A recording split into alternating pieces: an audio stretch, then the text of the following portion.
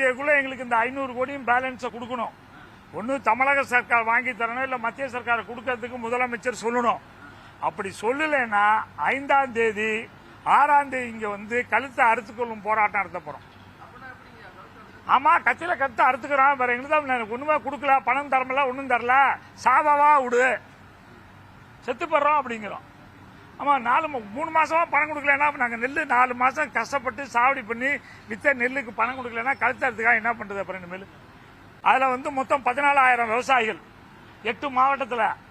இந்த 14,000 விவசாயில இப்போ வந்து ஒரு 2 விவசாயி கொடுத்துருக்காங்க. மீதி வந்து 400 கோடிக்கு தர வேண்டியது இருக்குது.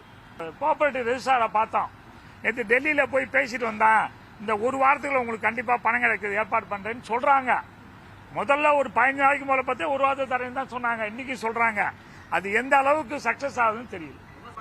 இல்ல, இது டிபிசியா என்சிசி அப்பாங்கிறது தான் பிரச்சனை இருக்கு. இப்ப அதுக்கு ஒரு முடிவு பண்ணாங்க, இப்ப கேட்டிருக்கோம். அந்த முடிவு வரலன்னா இங்க வந்து போராட்டம் நடத்த போறோம். நாங்க NCCF national cooperative consumer federation கொடுத்தோம். அது எங்களுக்கு அதே தெரியாது. எங்களுக்கு அது டிபிசி இந்த இடத்துல தான் வச்சுட்டு வாங்கிட்டாங்க.